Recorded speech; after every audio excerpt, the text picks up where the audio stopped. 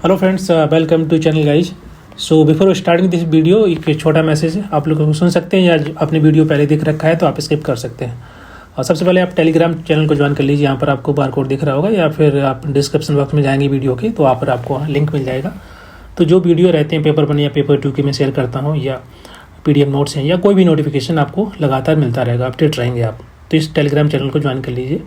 Second, ये जो video है इसके बारे में थोड़ा आपको बता देता हूँ। ये कंटेंट पेड कोर्स का कंटेंट है, बट जो लोग अफोर्ड नहीं कर सकते कोर्सेज को या तो वो लोग इसको वीडियो देख सकते हैं। इसमें मैंने यूनिट वाइज PYQ डिस्कस किए हैं। जैसे पिछले 5-6 सालों में यूनिट 1 में कितने क्वेश्चन आए हुए हैं उनको मैंने इन वीडियो में बताया हुआ है, समझाया हुआ है लाइव क्लास के माध्यम से। ये रिकॉर्डेड है तो आप इनको देख सकते हैं। और उसमें केवल PYQ डिस्कशन नहीं है, इसमें मैंने PYQ को कैसे आपको सॉल्व करना है, कैसे ऑप्शन को एलिमिनेट करना है या करंट में कैसे क्वेश्चन आ रहे हैं उनको कैसे सॉल्व करना है उसका तरीका मैंने बताया हुआ है।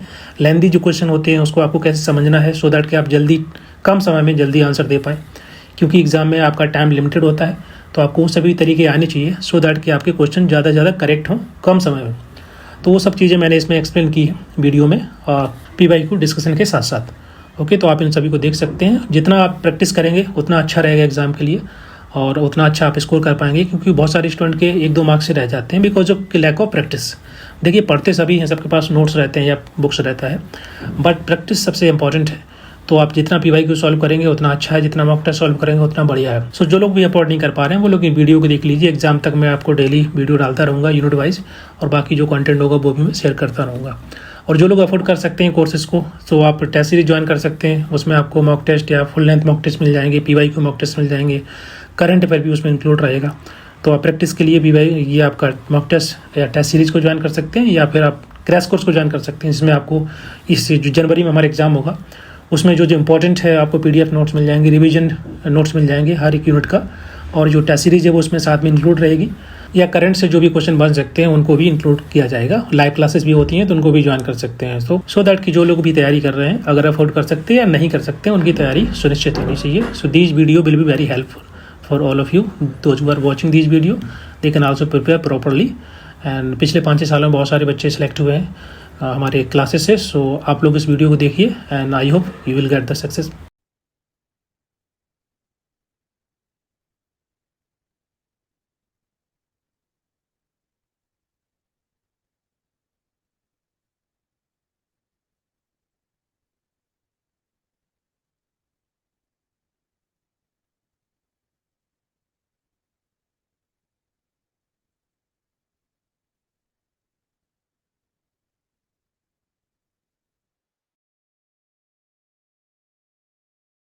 अभी अभी आवाज आ रहा है?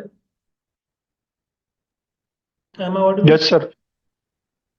ओके, स्टार्ट करते हैं। आज हम लोग यूनिट 4 स्टार्ट करेंगे। तो आपको कोई यूनिट 3 में कोई डाउट वगैरह है तो आप ग्रुप में डाल देना, तो मैं कंपाइल करके सब एक्सप्लेन कर दूँ। ठीक है। यूनिट 3 यूनिट 4 बहुत लेंदी यूनिट नहीं है, जल्दी कवर कर सकते हो, बहुत डिफिकल्ट भी नहीं है। ठीक है, तो आप उसको जल्दी कवर कर लेना।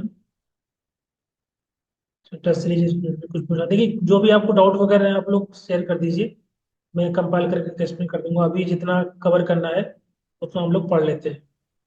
ठीक है। जो डाउट रहते हैं आप लोग, मैंने बोला हुआ है ग्रुप में डाल दीजिए, सो दैट के उसको लास्ट में ले लूंगा क्लास में। अभी होता क्या है कि जैसे मान लीजिए कोई डाउट किसी का है, हो सकता है बाकी लोगों को डाउट ना हो, तो उसमें क्या है कि बाकी का टाइम सेव हो जाएगा ना। जैसे कि जो डाउट रहते हैं हम लोग क्लास क्लास डिस्कस करते हैं, सो दैट कि अगर कोई क्लास छोड़ना चाहता है वो छोड़ के जा सकता है, जिसका डाउट रहता है वो कंटिन्यू करेगा। तो टेस्ट सीरीज में कोई कूपन कोड अप्लाई होगा क्या? नहीं, उसमें नहीं होता है ना। टेस्ट सीरीज तो वैसे ही वो उसका फीस कम है, उसमें नहीं होता है कूपन कोड अप्लाई, केवल कोर्सेज में होता है, क्योंकि कोर्सेज की फीस थोड़ा ज़्यादा रहती है इसीलिए। चलिए।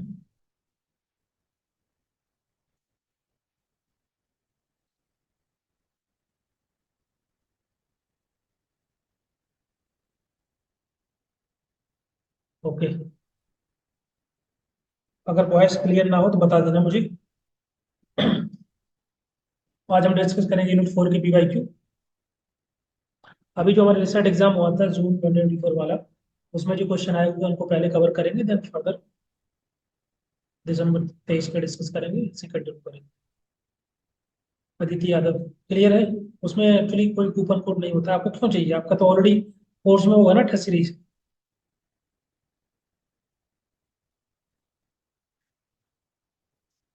Aditi, is it clear? चलिए पढ़िए क्वेश्चन, क्वेश्चन पढ़िए, आंसर दीजिए।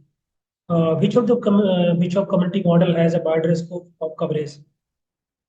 कौन सा मॉडल जो है ये बता रहा है कि काफी व्यापक होता है, उसका दायरा काफी व्यापक होता है, अगर हम कम्युनिटी मॉडल की बात करें।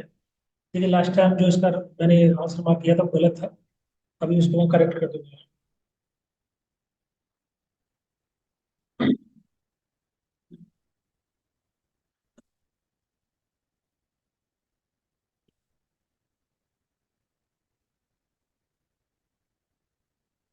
क्या आंसर होगा?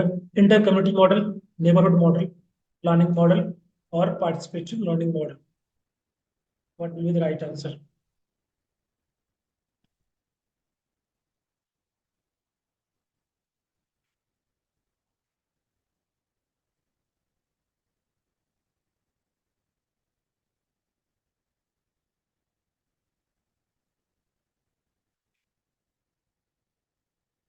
देखिए, कम्युनिटी ऑर्गेनाइजेशन के कुछ मॉडल है, अलग अलग थिंकर के द्वारा दिए गए हैं।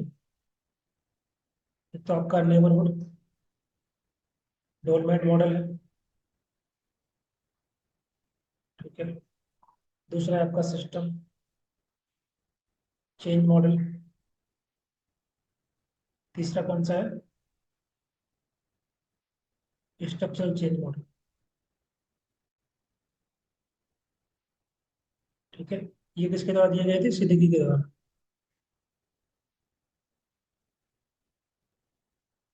इसके अलावा इन्होंने एक मॉडल और दिया था, that is inter community model,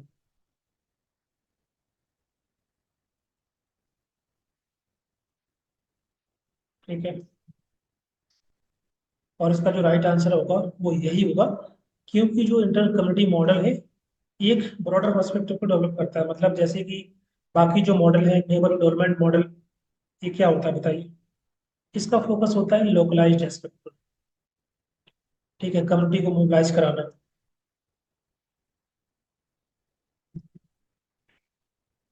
community mobilisation है, जैसे कि कम्युनिटी के अंदर ही लीडर डेवलप करना।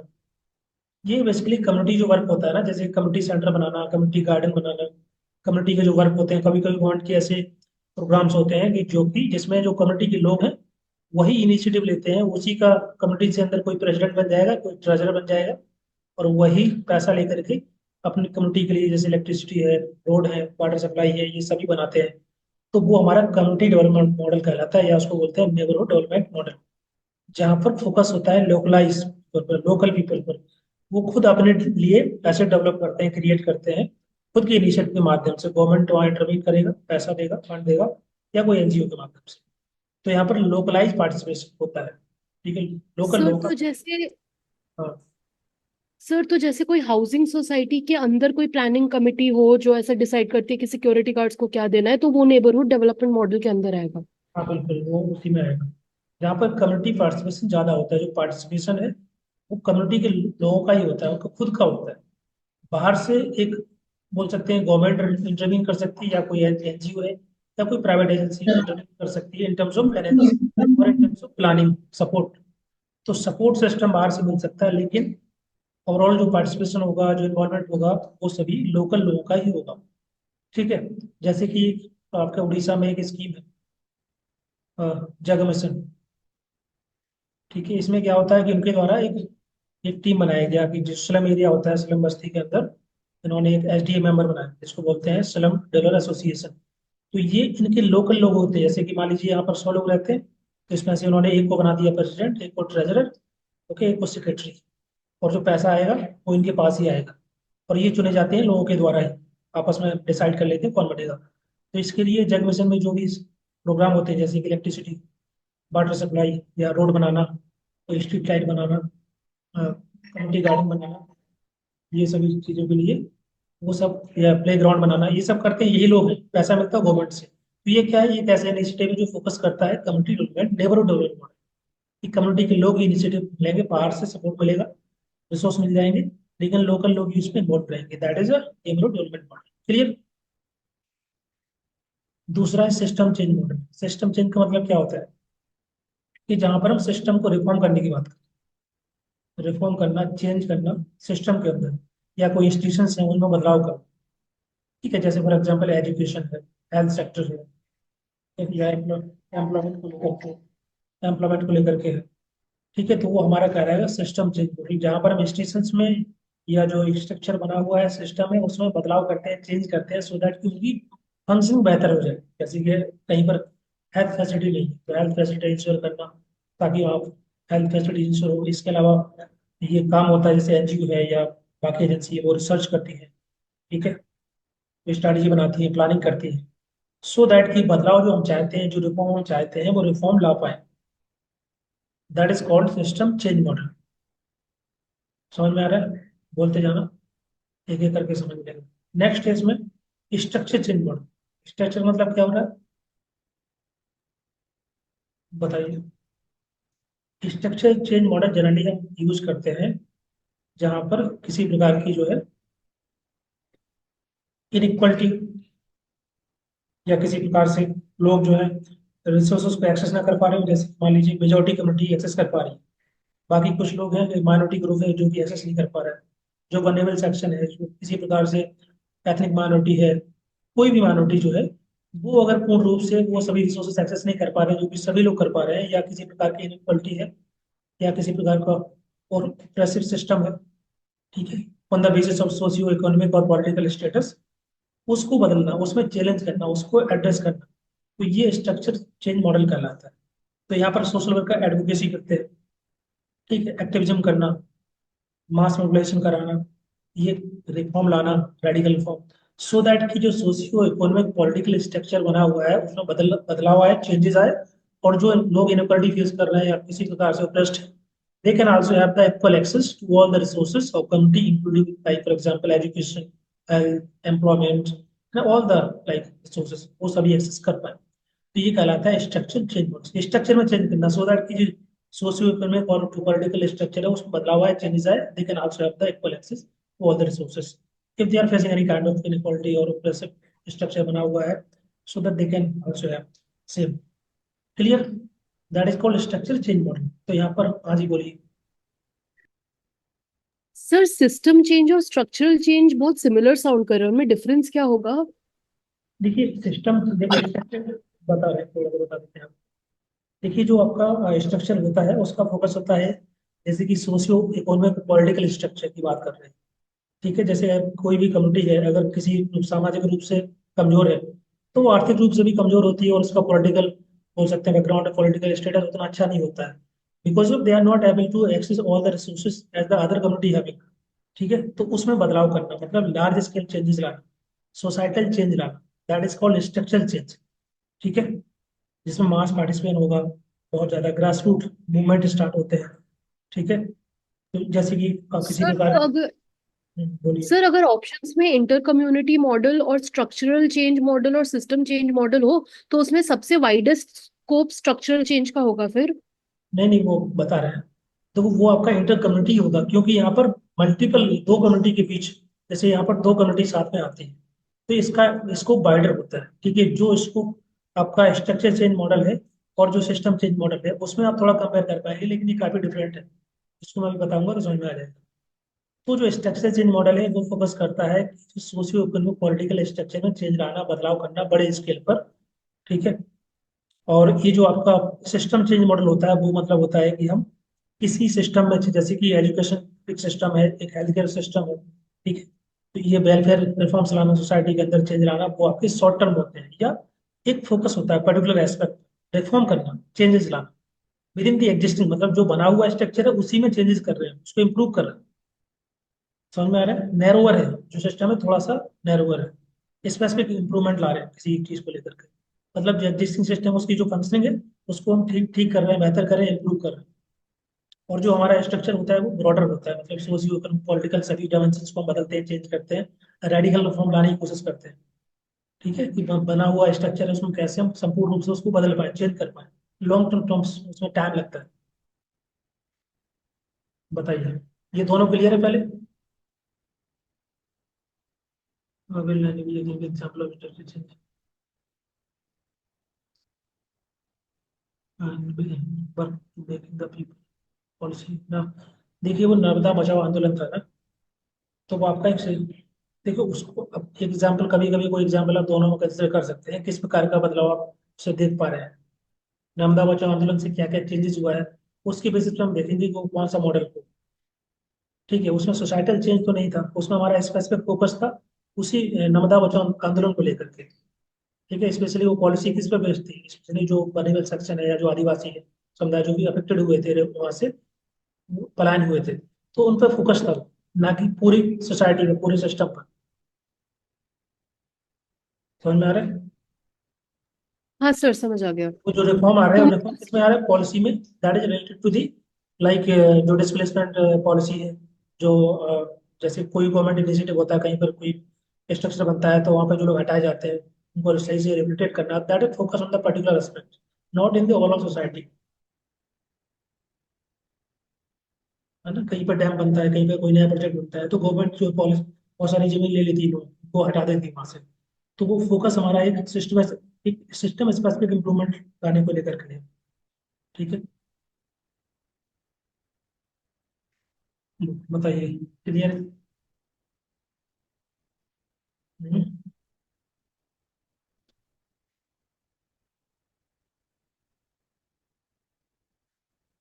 नेक्स्ट इसमें है आपका इंटर कम्युनिटी। देखिए इसमें क्या है, वन सेकंड, कभी कभी ये होता है ना कि एक हमारी एक कम्युनिटी है, उसके पास इतने सारे रिसोर्सेज नहीं है, कम्युनिटी ये है और एक कम्युनिटी भी है। हो सकता है कम्युनिटी के पास मैन पावर हो, है ना, इनके पास टेक्नोलॉजी ना हो, इनके पास हो सकता है कि टेक्नोलॉजी हो, इनके पास मैन पावर ना हो, इनके पास फाइनेंशियल कंडीशन अच्छी ना हो सकता है दूसरी कम्युनिटी के पास फाइनेंशियल कंडीशन अच्छी हो। तो जो रिसोर्सेज होते हैं कभी कभी एक कम्युनिटी के पास पूरे पूरे नहीं होते, है ना। इनके पास टेक्नोलॉजी हो सकती है, इनके पास स्किल्स हो सकती है ना, इनके पास स्किल्स है लेकिन इनके पास जो यंग मैन पावर नहीं है, इनके पास मैन पावर ज्यादा है। तो जहां पर हम मल्टीपल जो कम्युनिटी है उनको एक साथ लाते हैं, सो दैट कि उनके पास जो रिसोर्सेस हैं आपस में मिल करके वो काम करेंगे, और जो भी रिसोर्सेस हैं मिल करके काम करेंगे तो बेहतर तरीके से वो आपस की जो प्रॉब्लम्स है उसको एड्रेस कर सकते हैं। तो जो इसका कवरेज होता है वो ज्यादा, जो स्कोप होगा वो वाइडर होगा। वॉइस कम आ रहा है गाइस? वॉइस कम आ रहा है क्या मेरा?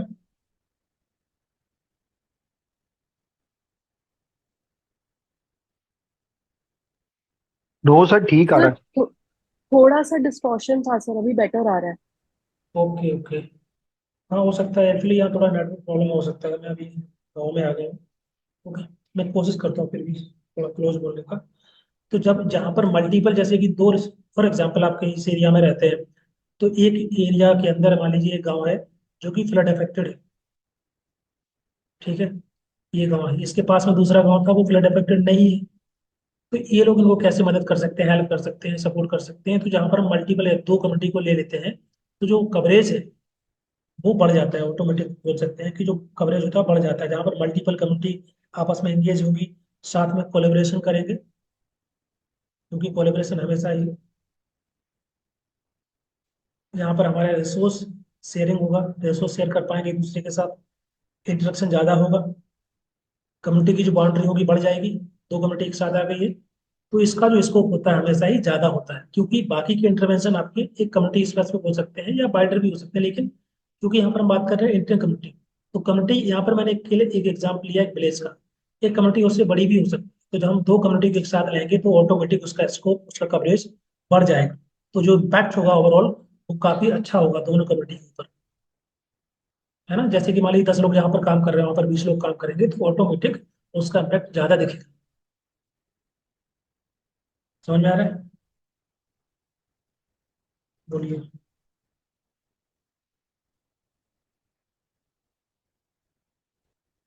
अभी ठीक क्लियर है सभी को? तो इसलिए हमारा इंटर कम्युनिटी मॉडल ये होगा। ऑल्दो मैंने ये वाला मॉडल नोट्स में दिया हुआ था, तो अगर लास्ट टाइम जो लोगों ने एग्जाम दिया उन्होंने पढ़ा होगा तो आई थिंक सही मार्क कर पाए होंगे। क्योंकि इसका जो है जब मल्टीपल कम्युनिटी के साथ आते हैं, कोलैबोरेट करती है, रिसोर्स शेयरिंग करेंगी, तो ऑटोमेटिक उसका जो स्कोप बढ़ जाता है। मैंने compare with the other model like neighbourhood development model और अदर मॉडल, उससे कंपेरिजन भी इन्हीं के द्वारा दिया गया, सिद्धि के द्वारा, उनके जो तीन मॉडल हैं उसके साथ साथ। ठीक है, इसमें और भी मॉडल हैं, उसके बारे में पता है आपको, एमजी रॉस के द्वारा किया गया। कौन से मॉडल है? उन्होंने बेसिकली जो मॉडल है उसको अप्रोच बताया, जैसे कि यहाँ पर मॉडल लिखा है ना, इन्होंने कहा हम इसको अप्रोच बोलेंगे, और तीन अप्रोच इन्होंने दी। एक तो आपका जनरल कंटेंट अप्रोच हो गया, स्पेसिफिक कंटेंट अप्रोच। एक आपका हो गया स्पेसिफिक, तीसरा हो गया प्रोसेस।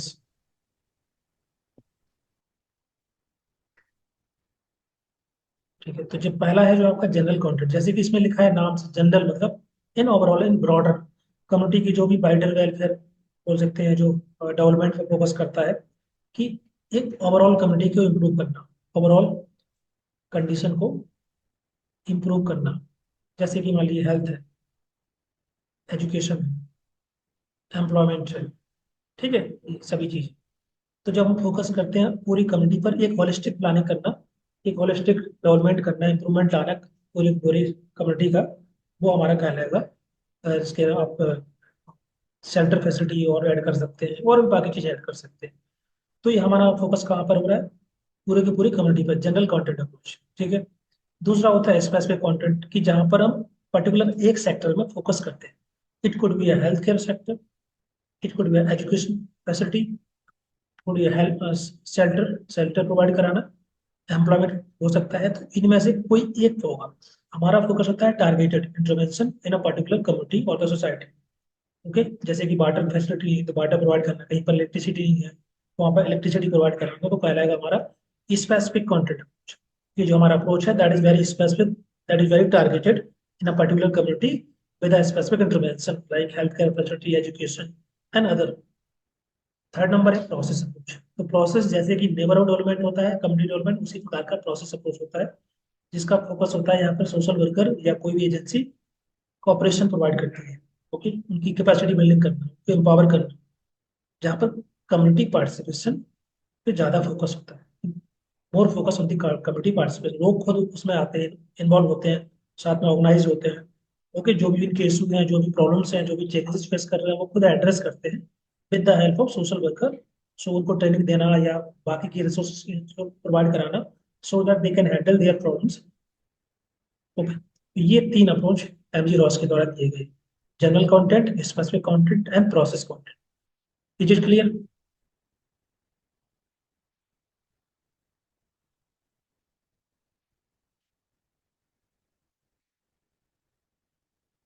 बताइए, सभी को क्लियर है? तो जैसे कि इसके नाम में लिखा है ना, उससे आपको क्लियर होता जाएगा। जनरल मतलब इन ओवरऑल, स्पेसिफिक मतलब किसी एक पर्टिकुलर एस्पेक्ट पर, प्रोसेस की जहाँ पर फोकस होगा कम्युनिटी पार्टिसिपेशन। एक और है, इनका नाम है रोथमैन, इनके द्वारा भी दिए गए मॉडल कम्युनिटी इंटरवेंशन के।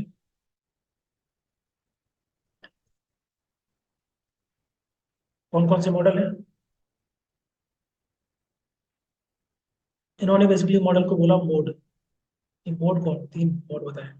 एक तो आपका लोकेलिटी डेवलपमेंट, दूसरा है सोशल प्लानिंग या पॉलिसी, कहीं पॉलिसी भी लिखा होगा। तीसरा होता है आपका सोशल एक्शन। लोकेलिटी डेवलपमेंट का मतलब वही है जो मैंने पहले बताया, जैसे कि नेबरहुड डेवलपमेंट लिखा था उनके द्वारा, सिद्दीकी के द्वारा। तो ये हमारा फोकस होता है कम्युनिटी पार्टिसिपेशन। सेल्फ हेल्प, जैसे कम्युनिटी खुद अपनी हेल्प करेगी, लेकिन बाहरी सपोर्ट सोशल वर्कर या कोई एजेंसी उनको देगी। जैसे उनको ट्रेनिंग देना, उनको बताना, उनको एम्पावर करना, उनके साथ मिल करके काम करना, कोलिब्रेट करना। तो ये हमारा कहलाता है लोकल, मतलब लोकल रेजिडेंट्स के द्वारा, लोकल कम्युनिटी के द्वारा खुद एक दूसरे की मदद करना, हेल्प करना, उनकी समस्या को एड्रेस करना। सेकंड है सोशल प्लानिंग, तो यहाँ पर हमारा कम्युनिटी पार्टिसिपेशन ज्यादा होता है। ठीक है।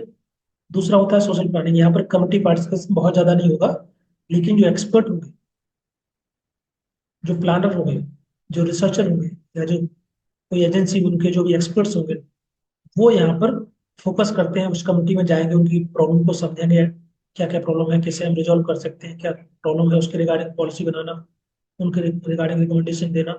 ये सब काम होता है, सो दैट के बड़े स्केल पर, मैक्रो लेवल पर उनको through the policy, through the planning हम उनकी समस्याओं को एड्रेस कर पाएंगे, जहाँ पर पॉलिसी और प्लानिंग बॉस होता है, ना कि कमिटी पार्टिसिपेशन।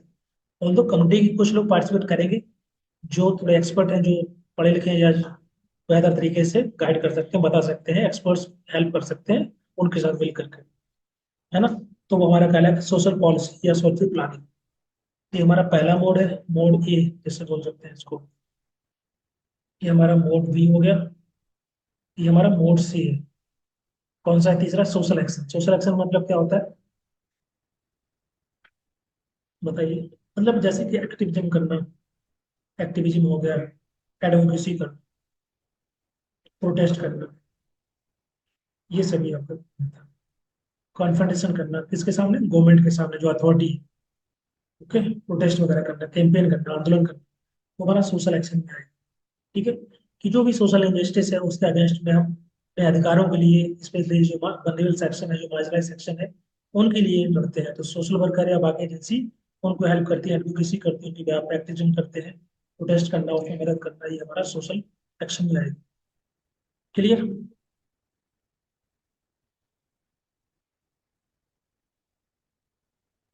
बोलिए। Mode A locality development, mode B social planning, and mode C social action.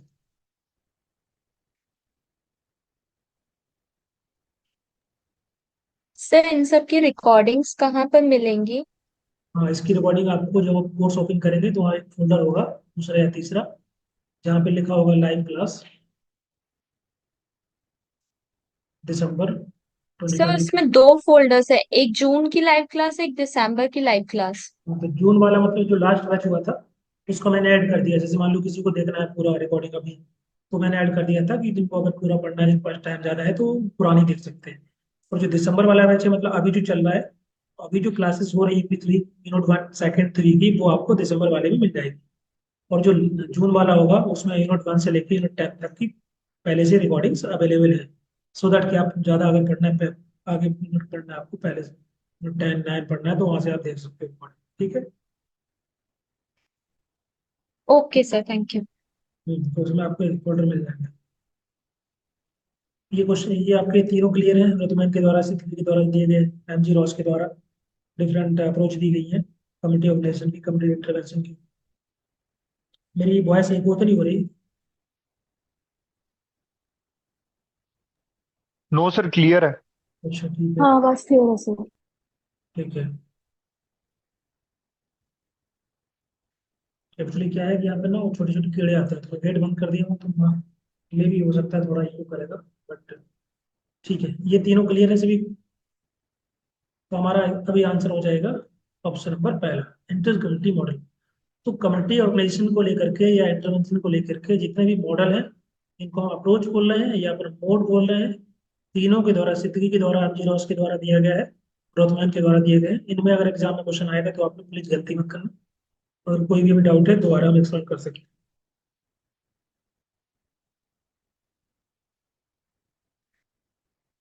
जो रॉस के द्वारा दिया गया है उसको याद करने का तरीका आपका एसपीजी हो गया। एस का मतलब हो गया आपका स्पेसिफिक कंटेंट, पी का मतलब प्रोसेस अप्रोच, जी का मतलब जनरल कंटेंट।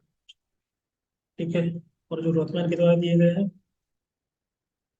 इसमें आपका locality development model, specific planning model and social action model, ऐसे कुछ याद कर लेना एनालिसिस करके। ठीक है। और एक और है, दैट इज सिद्दीकी की, एक neighbourhood development model, system change model, structure.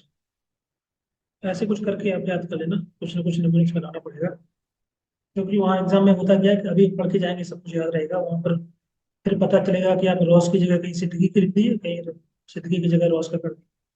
तो गलती मत करना। ठीक है, यहाँ तक क्लियर? पहला वाला करेक्ट हो गया। क्वेश्चन नंबर सेकंड, ये बुक का नाम है, बताइए sir. The book radical social work was edited bye, किसके द्वारा संपादन किया गया इस पुस्तक का?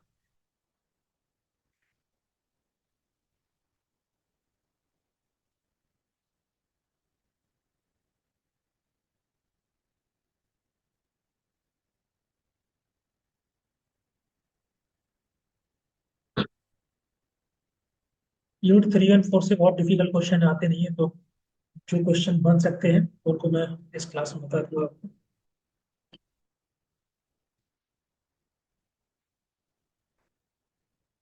बोलिए क्या आंसर होगा इसका। याद कर लेना, ये फर्स्ट वाला ऑप्शन करेक्ट है। इसको लिख लेना, जो कंपैरिजन आपके पास होगा ना बुक्स एंड ऑथर का, उसमें इसको ऐड कर लेना आप लोग। ये कुछ उसमें आई थिंक होगा नहीं, radical social. Clear. Question number 3। Sir मेरा एक क्वेश्चन है। हाँ जी बोलिए। सर वहां पे एडिटेड लिखा था, ऑथर नहीं लिखा था। इससे डिफरेंस पड़ता है क्या? क्या लिखा था? लाइक बुक, मतलब बुक का ऑथर कोई और था क्या, जिसने एडिट किया वो कोई और था? नहीं नहीं, यही बुक, इसमें क्या लिखा है? और कोई नाम लिखा है क्या? हाँ नहीं, मतलब मैं बस वर्डिंग के बारे में पूछ रही थी। The book radical social work was edited by, not written by. तो नहीं ये नहीं, मतलब यूजुअली लिखा नहीं होता है, ऐसा कुछ कुछ डिफरेंस होता है क्या? ज्यादा, देखिए ज्यादा डिफरेंस नहीं होता, क्योंकि संपादक वही होता है जो बुक लिखता है अपना। तो कभी कभार के ऐसा होता है कि कोई बुक किसी ने लिखा है, फ्यूचर में हो सकता है और किसी ने उसको एडिट कर दिया हो, नया वॉल्यूम ला करके। तो वो कभी कभार 1% चांसेस होता है, अदरवाइज जो राइटर होता है वही उसकी एडिटिंग करता है, चेंजेस करता है या नए उसमें एडिशन लाता है।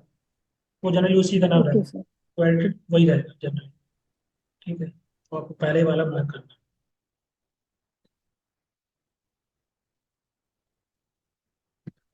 Question number 3, critical minimum effort theory related to. वैसे ये क्वेश्चन डायरेक्टली इस नोट से नहीं है, लेकिन मैंने ऐड कर दिया था, एक थ्योरी आप कवर हो जाएगी इससे।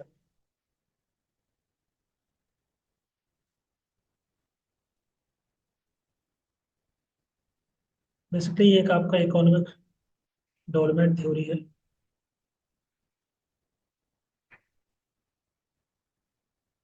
एल हार्वे के द्वारा दिया गया इसको।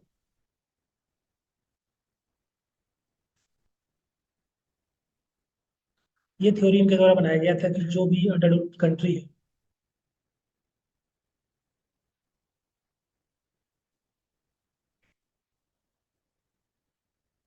उनकी जो प्रेजेंट टाइम में जो स्थिति होती है, जो चैलेंज फेस कर रहे होते हैं, जो भी challenge faced by this country, basically जैसे पॉवर्टी है, तो ये सभी कंट्री ज़्यादातर हमारा बीसीएस साइकिल में होते हैं। जैसे किसी कंट्री के अंदर बार हो गया, कन्फ्लिक्ट हो गया, तो उनकी इकोनॉमिक कंडीशन खराब हो जाती है, तो ये बीसीएस साइकिल में चले जाते हैं, तो बीसीएस साइकिल ऑफ पॉवर्टी में। तो उसको लेकर के इन्होंने एक थ्योरी दी, जिसको इकोनॉमिक डेवलपमेंट थ्योरी बोलते हैं, क्रिटिकल मिनिमम एफर्ट थ्योरी, के कम से कम कितना मिनिमम एफर्ट, थ्रेशोल्ड लेवल का एफर्ट कंट्री को देना चाहिए अपनी जो है उनकी कंडीशन को बेहतर करने के लिए, इकोनॉमिक कंडीशन को इम्प्रूव करने के लिए, क्योंकि वो एक ऑटोमेटिक बीसीएस साइकिल हो जाती है पॉवर्टी की। जैसे मान लो कि जहाँ पर इनकम कम होगा, लो इनकम होगा, ठीक है, तो सेविंग कम होगी, तो इन्वेस्टमेंट भी कम होगा वहाँ पर। लो प्रोडक्टिविटी होगी, क्योंकि इन्वेस्टमेंट होगा नहीं तो लो प्रोडक्टिविटी होगी। ठीक है, इनकम कम जनरेशन होगा, फिर वो लो इनकम ही रहेगा, तो ऑटोमेटिक बोल सकते हैं कि विशेष साइकिल हो जाता है प्रॉपर्टी का। तो ये बताते हैं कि अगर इस विशेष साइकिल से बाहर निकलना है, इसको तोड़ना है, तो इन्वेस्टमेंट जरूरी है। ठीक, ऐसा अमाउंट। हाँ जी बोलिए। सर इसका दूसरा नाम क्या था, इकोनॉमिक डेवलपमेंट थ्योरी? हाँ, इसको बोल सकते हैं, बेसिकली इनका जो थ्योरी था हार्वे का, इनका फोकस था कि इनको ये जी। दिखाना है कि जो अंडर डेवलप्ड कंट्री है वो किस प्रकार के चैलेंजेस फेस करते हैं, स्पेशली जब वो उनकी इकोनॉमिक कंडीशन कम होती है, खराब होती है, तो हमको किस प्रकार का इन्वेस्टमेंट करना चाहिए उस कंट्री के अंदर जहाँ की पॉपुलेशन बढ़ रही है और इकोनॉमिक कंडीशन खराब है, सो दैट कि वो जो विशेष साइकिल है पॉवर्टी का उससे बाहर निकल पाए। तो हम इसको इकोनॉमिक डेवलपमेंट थ्योरी बोल देते हैं। अदरवाइज का नाम पूरा जो सही है वो है आपका क्रिटिकल मिनिमम एफर्ट थ्योरी, कि कितना मिनिमम, कितना थ्रेशोल्ड लेवल का इन्वेस्टमेंट रिक्वायर्ड है इस। मतलब हाँ जी। गवर्नमेंट को एटलीस्ट इतना इन्वेस्टमेंट लगाना है कंट्री को प्रोग्रेस देने में, ऐसा? हाँ बिल्कुल, ये इनका फोकस था कि कम से कम शुरुआत में जो इनिशियल स्टेज होती है, ये कॉन्सेंट्रेटेड जो है आपका एफर्ट होना चाहिए, इन्वेस्टमेंट होना चाहिए कुछ क्रिटिकल सेक्टर्स, जैसे कि आपका आपका इन्वेस्टमेंट होना चाहिए इंफ्रास्ट्रक्चर में, ठीक है, इंडस्ट्री में होना चाहिए इन्वेस्टमेंट, सो दैट की जो डेवलपमेंटल चैलेंजेस है उससे हम ओवरकम कर पाए, उससे हम निकल पाए। तो ये जो अप्रोच है ये बेसिकली फोकस करती है कैसे हम रिसोर्सेज को सही तरीके से स्प्रेड करें, फैलाएं सभी एक बैलेंस ग्रोथ के साथ साथ, सो दैट कि बाकी के जो है नीड है लोगों की और जो प्रॉब्लम्स है वो धीरे धीरे करके एड्रेस हो सके। जो बेसिकली बहुत कॉम्प्लेक्स सिचुएशन है प्रेजेंट टाइम में किसी कंट्री की, जो अंडर डेवलप्ड कंट्री है उसकी जो इकोनॉमिक डिस्पैरिटी उसमें ज़्यादा होगी, तो उस कॉम्प्लेक्सिटी को कैसे हम ठीक कर सकते हैं। तो इन्होंने एक बहुत ही स्ट्रेटेजिक फंड एलोकेशन का प्लान बनाया कि किस प्रकार से हम फंड को एलोकेट करें डिफरेंट सेक्टर के अंदर, सो दैट कि हम एक फाउंडेशन बना पाए कि इनिशियली इस प्रकार से सस्टेनेबल ग्रोथ हो पाए लगातार कुछ सालों तक, ग्रोथ उस कंट्री की और डेवलपमेंट धीरे धीरे हो। और जो बिजनेस साइकिल है उससे हम कैसे वो उभर के बाहर निकल के आ पाए। ओके, इसको बोलते हैं क्रिटिकल मिनिमम इफेक्ट थ्योरी। ठीक है, वैसे एक एग्जाम्पल आप ले सकते हैं, जब कोरियन वार हुआ था तो जो साउथ कोरिया की स्थिति बहुत खराब हुई थी, तो उनका जो उस टाइम पे बहुत ही पोरेस्ट कंट्री माने जाते, तो उसमें उन्होंने क्या किया, इन्वेस्टमेंट शुरू किया, स्पेशली मैन्युफैक्चरिंग सेक्टर में, इंडस्ट्रियल सेक्टर में। तो धीरे धीरे करके उनकी जो है जीडीपी ग्रोथ एक कांस्टेंट हुई, 8% 9% बढ़ती गई, फिर एक कंडीशन प्रेजेंट टाइम में काफी अच्छी कंडीशन। तो उनका फोकस था बहुत ही टारगेटेड, टारगेटेड इंडस्ट्रियल उन्होंने पॉलिसी बनाई पहले तो उसके रिगार्डिंग। फिर गवर्नमेंट ने इन्वेस्टमेंट किया और उन्होंने जो बाहर बाहरी इन्वेस्टमेंट को भी अलाउ किया, जैसे बाकी दूसरे कंट्री के लोग आके वहाँ इन्वेस्ट कर सकते हैं। ठीक है, बाकी जो एक्सपर्ट थे, एक्सपोर्ट्स थे, उनको उन्होंने बहुत ज्यादा सपोर्ट किया, है ना। ये हमारा एग्जाम्पल हो जाएगा। क्लियर है। जी तो सर। जैसे, हाँ, तो अभी जो ऑप्शन देखिए, ऑप्शन में क्या लिखा है कि opposite to the balance growth theory. देखिए, बैलेंस ग्रोथ थ्योरी का मतलब होता है कि सभी सेक्टर में बराबर ग्रोथ लाने के लिए समय बराबर इन्वेस्टमेंट करना है, हेल्थ, एजुकेशन है, बाकी प्राइवेट इंडस्ट्री सभी सेक्टर में।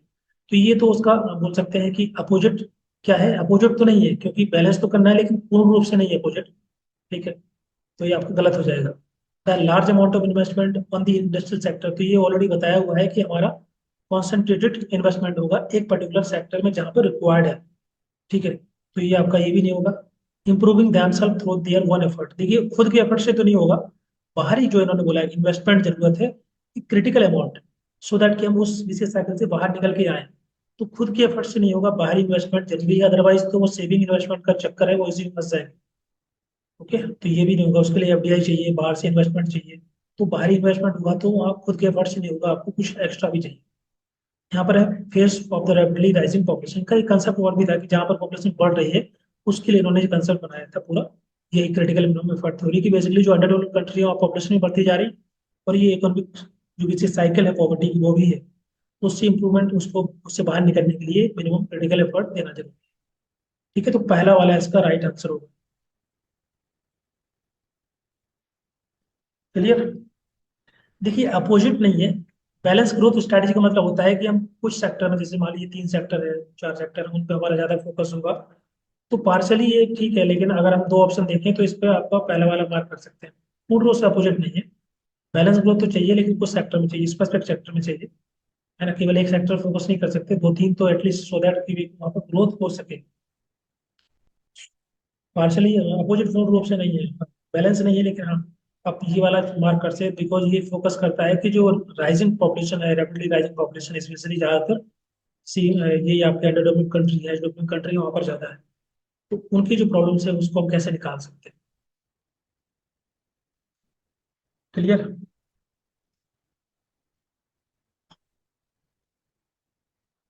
क्योंकि देखो, और ये वैसे समझ सकते हैं कि जैसे मान लीजिए opposite balance growth, balance growth का मतलब होता है कि हमारा सभी सेक्टर, एग्रीकल्चर सेक्टर हो गया, इंडस्ट्री हो गया, सर्विस सेक्टर, सब में है ना। और ये जो C P critical minimum effort theory को बात करती है कि आपका फोकस होना चाहिए स्पेसिफिक सेक्टर, इसलिए इंफ्रास्ट्रक्चर है। ठीक है, सो दैट फाउंडेशन बन पाए ग्रोथ के लिए। तो आपका बहुत ज्यादा अपोजिट नहीं है, लेकिन हाँ बैलेंस थोड़ा आप ले सकते हैं, तो इसलिए ऑप्शन नंबर पहला ज्यादा क्लोज होगा।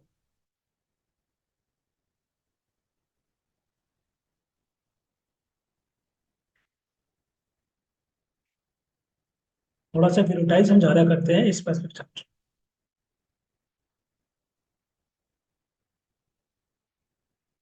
वो भी है। तो इनका बेसिकली अगर उसको हम समराइज करें, हार्वे की थ्योरी को, तो उनका जो फोकस था कि 3 फैक्टर पर काम करेंगे। एक तो आपका हो गया पर कैपिटा इनकम, और ये ध्यान रखना है आपको पॉपुलेशन ग्रोथ का, पॉपुलेशन किस रेट पे ग्रोथ कर रही है, तो उसी के अनुसार आपको इन्वेस्टमेंट करना है। तो ये 3 इंपॉर्टेंट फैक्टर उनके द्वारा आइडेंटिफाई किए गए कि जो भी इनकम डिप्रेसिंग कंट्री है ठीक है, उन पर हमको इन चीज़ों को ध्यान रखना है। पर कैपिटा इनकम बढ़ानी है और ये भी देखना है पॉपुलेशन ग्रोथ कैसी हो रही है और इन्वेस्टमेंट कितना करना है, क्योंकि इन्वेस्टमेंट हम पॉपुलेशन के हिसाब से करेंगे ना, so that income generating. Okay, तो ये हमारा क्वेश्चन क्लियर हो गया यहाँ पर। क्वेश्चन नंबर 3, क्वेश्चन नंबर 3 तक क्लियर है सभी को?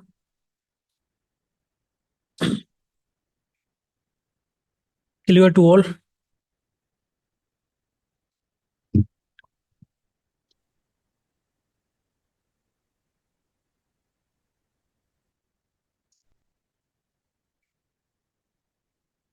चलिए क्वेश्चन नंबर 4 पढ़िए। क्या लिखा है कि which of the following are not principles of community practice. Community organisation के जो हम प्रिंसिपल अब पढ़ते हैं कौन से नहीं है?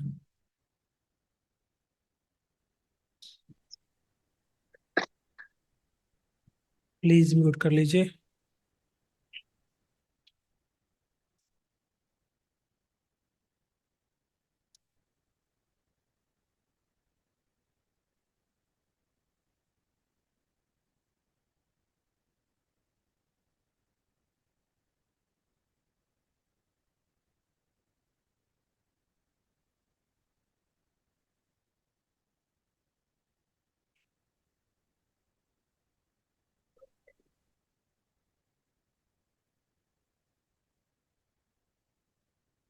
क्या आंसर हो जाएगा? देखिए, पहला है प्रिंसिपल ऑफ पीपल पार्टिसिपेशन, तो ये तो है। प्रिंसिपल ऑफ प्रोग्रामिंग, प्रोग्रामिंग नहीं है, प्रिंसिपल ऑफ प्लानिंग है। प्रिंसिपल ऑफ डायरेक्ट, हाँ जी, कुछ कुछ बोल रहे हैं क्या?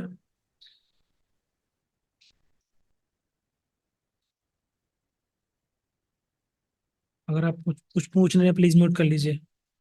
नेक्स्ट है प्रिंसिपल ऑफ डायरेक्टिव फंक्शनिंग। तो क्या डायरेक्टिव फंक्शनिंग है? डायरेक्टिव फंक्शनिंग नहीं है, वो है आपका democratic functioning.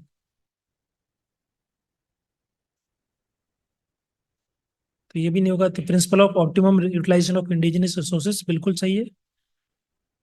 Principle of flexible organisation ये भी सही है। तो आपका ऑप्शन नंबर बी और सी नहीं है, यही लेगा क्या कौन सा नहीं है। तो बी और सी जहां पर है आप देख लीजिए, तीसरा करेक्ट हो गया आपका। तो ये सभी के सभी किसके द्वारा दिए गए हैं? सिद्दीकी के द्वारा। ठीक है, 8 प्रिंसिपल हैं। कौन कौन से हैं? एक तो आपका होगा प्रिंसिपल ऑफ स्पेसिफिक ऑब्जेक्टिव, दूसरा principle of planning, next principle of inter group approach, next principle of जो यहाँ लिखा था डेमोक्रेटिक फंक्शनिंग, कि सभी लोगों की भागीदारी हो, सभी लोग पार्टिसिपेट कर पाए डिसीजन मेकिंग प्रोसेस के अंदर। फिर प्रिंसिपल ऑफ सर एक बस एक और बार ऊपर वाले प्रिंसिपल्स बता देंगे शुरू से, सॉरी। पहला है principle of specific objective, next है आपका 6 नंबर। इसको एक्सप्लेन करना है? नहीं सर, वो आपने एक शॉर्ट नोट भेजा था आई थिंक सारे प्रिंसिपल्स के साथ ओके, स्पेसिफिक ग्रुप ऑब्जेक्ट। पे। नेक्स्ट है फ्लेक्सिबल ऑर्गेनाइजेशन, नेक्स्ट है प्रिंसिपल ऑफ ये वाला, जो भी रिसोर्सेस हैं, जो भी इंडिजिनस रिसोर्सेस हैं उनको सही तरीके से, ऑप्टिमम तरीके से उनका यूटिलाइजेशन करना। और 7 नंबर आपका है कल्चरल ओरिएंटेशन, कि जब भी प्रोग्राम स्टार्ट करते हैं कहीं पर भी, तो उनका कल्चर क्या है उसको समझना, उसको अंडरस्टैंड करना, उसके अकॉर्डिंग ही प्लानिंग करना। ओके, 8 हो गया total. Democratic functioning, inter group approach, people participation. People participation नहीं था इसमें, एक और लिख लो, पीपल पार्टिसिपेशन। ऐसे लिखा होगा तो आपको बस समझना है। इसका शॉर्ट फॉर्म मैंने दिया हुआ था, स्पाइडर कॉफ। ठीक है, एस का मतलब है स्पेसिफिक ऑब्जेक्टिव, पी का मतलब प्लानिंग, आई का मतलब इंटर ग्रुप अप्रोच, डी का मतलब democratic functioning, okay, D E का मतलब, आर का मतलब आपका हो गया रिसोर्सेस, जो इंडिजिनस रिसोर्स की बात कर रहे हैं। सी का मतलब हो गया आपका community orientation, community orientation. P का मतलब होता है क्या? प्लानिंग। ठीक है, या पीपल पार्टिसिपेशन, 2 पी है तो उसके हिसाब से आप देख लेना कोई भी।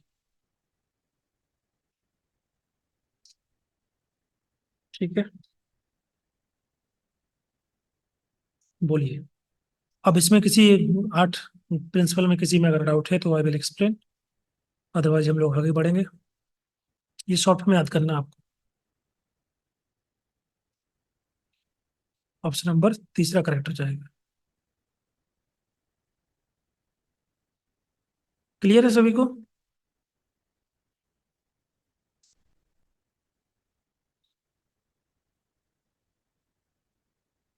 चलिए, क्वेश्चन नंबर 5 पढ़िए। Who identify the 3 approaches. अभी देखो, जो हम लोग डिस्कस किए हैं कम्युनिटी ऑर्गेनाइजेशन के जो बहुत सारे मॉडल अप्रोचेस मोड्स, उनमें बहुत सारे क्वेश्चन हमारे कवर हो जाएंगे। जैसे कि यहाँ लिखा है कि वो identify 3 approach of community organisation: specific content approach, general content approach and process approach. तो मैंने अभी बताया था।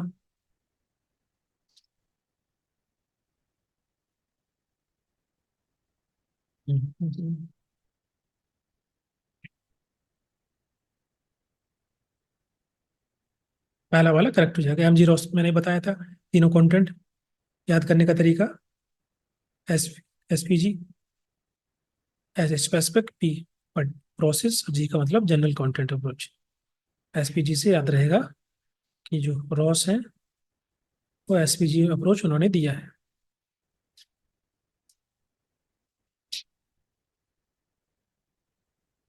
चलिए, क्वेश्चन नंबर 6। यहाँ पर बुक्स एंड ऑथर का नाम लिखा है, इनको आपको सही क्रम में लगाना है, मतलब पेयर करना है।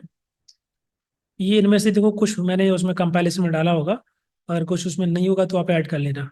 ठीक है,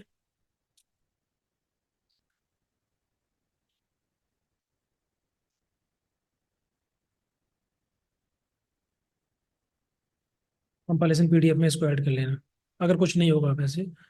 तो ये तो मैंने नोट्स में आई थिंक ऐड किया था। Pedagogy of the oppressed and social work, critical theory and practice.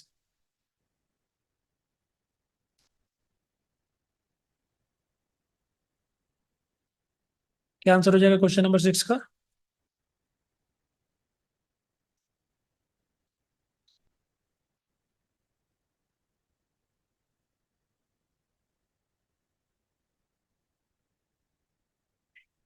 ये उल्टा सीधा क्या लिख गया? ये फोर्थ यहाँ लिखा है, थर्ड सेकंड यहाँ। ये तो पेयर है क्या? ये तो पेयर हो गया ना।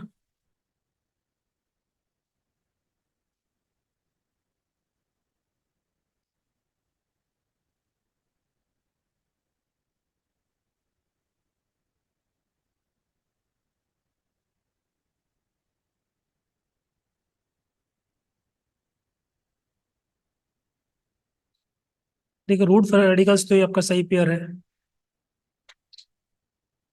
उसके बाद social work, critical theory and practice, French Fernand, ये भी सही पेयर है। Double pair with the third, pedagogy of oppressed, social critical, ये आपका।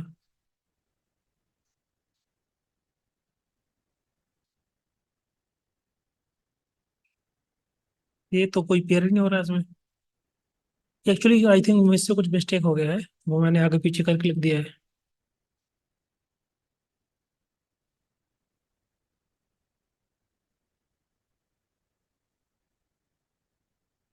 कुछ गड़बड़ है ना यहाँ, I think. Sir sir hmm reached हाँ ऑन दी सर, अर्थ फ्रांस फानन ने लिखा है Wretched शायद। of the Earth is written by French Fanon ना। हम्म। हाँ हाँ, मुझे भी ये वाला पता था। सर एलेंस्की ने कौन सी बुक लिखी है, सॉल एलेंस्की? ये है फर्स्ट का तो सर फोर्थ वाला है। ये तो सही है, रूल्स फॉर रेडिकल्स, ये तो डायरेक्ट उनका उन्हीं का बुक है। इसमें कुछ नहीं, और बाकी ऑप्शन है, देखो ये वाला ऑप्शन आई थिंक थर्ड है ना। ये नोट्स में लिखा होगा शायद, अगर आप उसको देखेंगे एक बार। मे भी, मतलब मुझे एग्जैक्ट याद नहीं आ रहा है। आई थिंक ये जो बुक फ्रेंच फैनन के द्वारा लिखी गई है।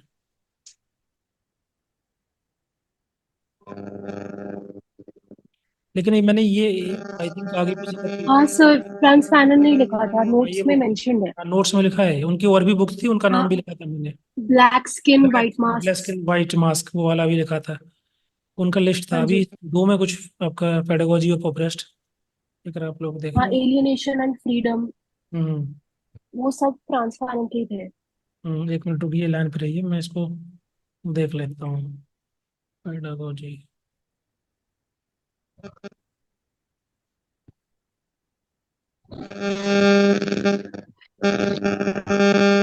नहीं, म्यूट कर लीजिए। देखिए सही है बोला, प्लीज म्यूट करिए। प्लीज म्यूट कर लीजिए, अगर आप बोलेंगे नहीं तो म्यूट कर रखिए ना। तो कोई ये सही है, सभी पेयर सही है, उसमें कोई गलत नहीं है। ठीक है, ये मैंने अभी चेक कर लिया है। पेडागोजी ऑफ पॉपुलरिटी ये आपका फॉलो फेरेडी के द्वारा ही लिखा गया है। बाकी तो करेक्ट है ही। इसको एक बार देख लेते हैं।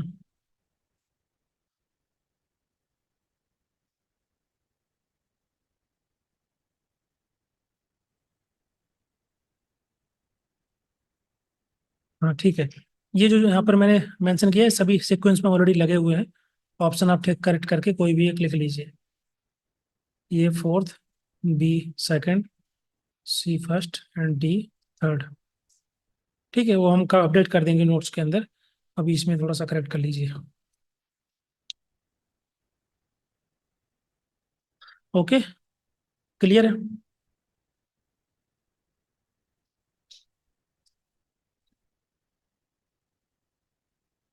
ये जो सीक्वेंस है वो सही लिखा है, जो क्वेश्चन में लिखा है लिस्ट में, वो ऑलरेडी लगा हुआ है सीक्वेंस है।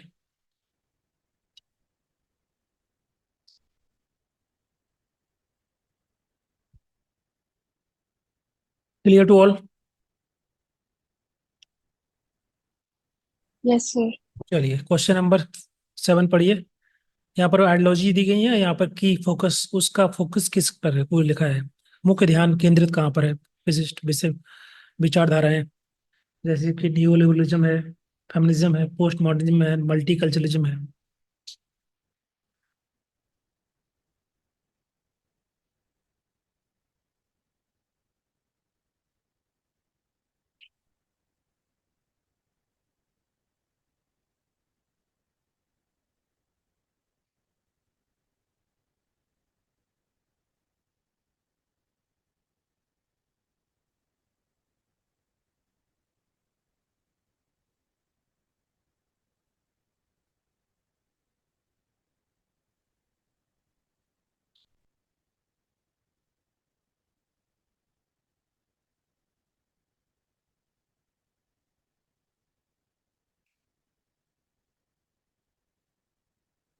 क्या आंसर होगा बताइए।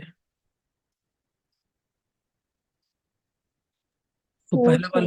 पहला वाला पेयर होगा। न्यू लिबरलिज्म का मतलब क्या होता है कि minimum government interference and market as a sole regulator, मतलब मार्केट की उसको रेगुलेट करता है जहाँ पर गवर्नमेंट का इंटरफेरेंस कम होता है।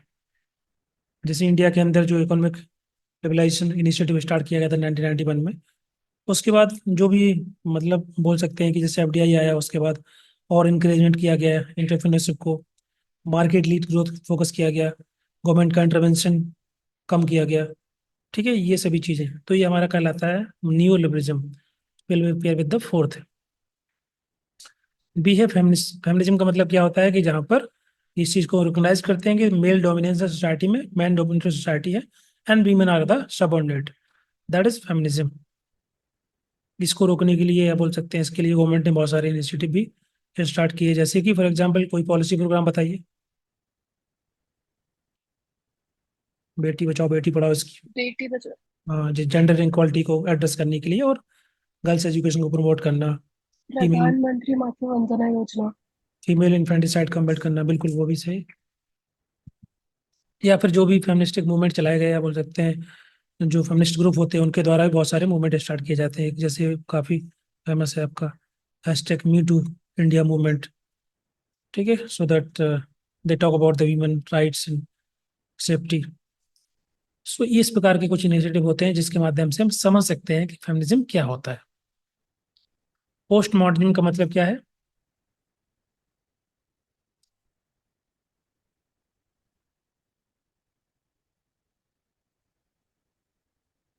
पोस्ट मॉडर्न सोसाइटी,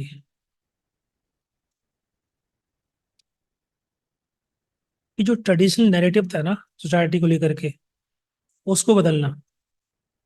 जहाँ अभी हमारा फोकस होगा आपका इंक्लूसिविटी पर, मतलब बाकी के जो कल्चर हैं बाकी उनको भी इंक्लूड करना, इंक्लूड करना, सोसाइटी लेवल पे चेंज लाना, बदलाव करना।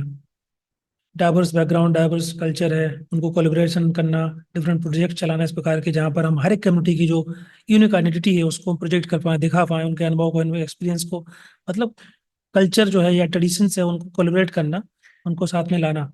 इंक्लूसिव नेचर ज़्यादा फोकस करना, वो हमारा कहलाता है पोस्ट मॉडर्निज्म। ठीक है। नेक्स्ट है मल्टी कल्चर। मल्टी कल्चर माने जहाँ पर जो भी मैं बात कर रहा हूँ, मतलब ये छोटा सा पार्ट है, पोस्ट मॉडर्न का एक हिस्सा है मल्टी कल्चरलिज्म। जो आपका होता है ना, जिसको बोलते हैं हम कल्चरल इम्पीरियलिज्म, एक ही कल्चर पे फोकस होता है। उसके अपोजिट में जैसे इंडिया के द्वारा बहुत सारे प्रोग्राम चलाए गए जहाँ पर वो कोशिश करते हैं कि जो डिफरेंट स्टेट है उनका जो कल्चर है, उनकी जो रीजनल लैंग्वेज है, कल्चर है, भाषा है, ट्रेडिशन है, उसको प्रमोट करना, उनको इनकरेज करना, ऐसे इनिशिएटिव गवर्नमेंट के लाते हैं जैसे कल्चरल हेरिटेज प्रोग्राम या कोई संकल्प से सिद्धि। ये सब इनिशिएटिव किस लिए है? ताकि जो डिफरेंट हमारा कल्चर है, डिफरेंट स्टेट का रीजनल कल्चर है, उसको हम बढ़ावा दे पाए, उसको हम प्रमोट कर सकें। क्योंकि भारत रंग महोत्सव है, वो बाकी के इनिशिएटिव होते हैं इसी प्रकार के। तो डाइवर्स आर्टिस्टिक प्रोग्राम्स होते हैं, ठीक है, उसको बढ़ावा दिया जाता है। That is a multiculturalism. So you can pair with this and find the which option will be right. D will pair with the first, opposite to the cultural imperialism and homogenism. यहाँ पर focus था एक रूपता पर, एक ही प्रकार के culture पर, उस पर ज्यादा प्रायोरिटी दी जाती है, इसलिए यहाँ लिखा है इम्पीरियलिज्म।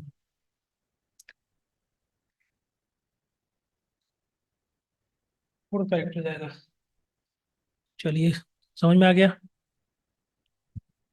क्वेश्चन नंबर 8 पढ़िए। Understanding the consciousness is, new liberalism को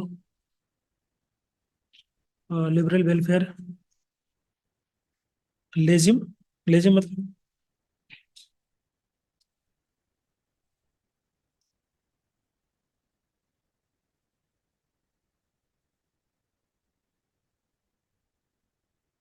वेलफेयरिज्म।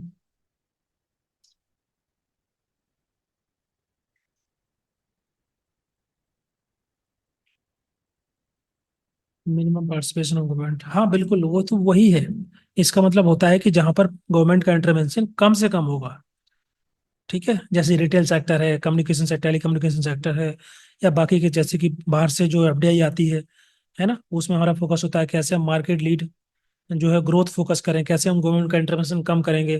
ठीक है, ऐसी ऐसी पॉलिसी बनाएंगे जो कि जिसमें जो प्राइवेट सेक्टर उनको बेनिफिट हो या वो ज़्यादा इन्वेस्टमेंट करेंगे। ठीक है, डी रेगुलेशन करेंगे हम प्राइवेटाइज सेक्टर को। तो ये सभी हमारे इनिशिएटिव होते हैं, इकोनॉमिक लिबरल पॉलिसी के पार्ट होता है। तो वो वही है जहाँ पर गवर्नमेंट का पार्टिसिपेशन कम होता है। चलिए, क्वेश्चन नंबर 8 पढ़िए। Understanding the consciousness is definitely the goal of empirical investigation, theoretical investigation, experiential school of investigation, और economic investigation और political investigation। कॉन्शियसनेस को जानना, चेतना को समझना, मतलब ये है अगर हम बात करें कोई भी क्लाइंट है, ठीक है, उसकी कोपिंग मैकेनिज्म क्या है, उसकी इमोशनल स्टेटस क्या है, उसकी इमोशनल स्टेट क्या है प्रेजेंट टाइम में, उसकी कॉन्शियसनेस क्या है, उसको समझना, उसको अंडरस्टैंड करना। तो हम कई प्रकार से कर सकते हैं, कई प्रकार का इन्वेस्टिगेशन हो सकता है। सो दैट वी कैन, जैसे कि जब आप किसी क्लाइंट से बात करते हैं, किसी पर्सन से बात करते हैं, तो वो अपनी बातें बताता है, अपने नैरेटिव बताता है, अपनी फीलिंग्स बताता है, अपने एक्सपीरियंस शेयर कर रहा होता है, पर्सनल जो होता है। जैसे ग्रुप थेरेपी होती है ना, उसमें या कोई इंडिविजुअल काउंसलिंग हो रही होती है, तो पर्सन यही सब चीजें बताता है। तो उसका जो कॉन्शियसनेस है, उसका जो मेंटल लेवल है, उसका जो इमोशनल स्टेट है, उसको समझना, उसको अंडरस्टैंड करना, इसकी बात कर रहे हैं वो लोग। तो कौन सा इन्वेस्टिगेशन हो सकता है? इंपिरिकल इन्वेस्टिगेशन, थियोरेटिकल और एक्सपोनेंशियल स्कूल ऑफ इन्वेस्टिगेशन, या इकोनॉमिक और पॉलिटिकल।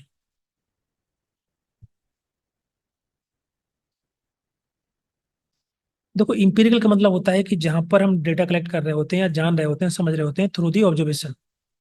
हमारा खुद का ऑब्जर्वेशन होगा, हम खुद एक्सपेरिमेंट कर रहे होंगे, खुद हम मेजर कर रहे होंगे, वो हमारा कहलाता है इंपिरिकल। जो आप देख पा रहे हैं, जो समझ पा रहे हैं, जिसको आप खुद मेजर कर रहे हैं, वो हमारा इंपिरिकल इन्वेस्टिगेशन होता है। ठीक है, जैसे हम सर्वे करते हैं, इंटरव्यू करते हैं, लोगों से मिलते हैं, बातचीत करते हैं, ठीक है, पार्टिसिपेशन करते हैं, तो वो जो हमारा कहलाता है वर्क, वो कहलाता है इंपिरिकल इन्वेस्टिगेशन। दूसरा होता है थ्योरेटिकल इन्वेस्टिगेशन।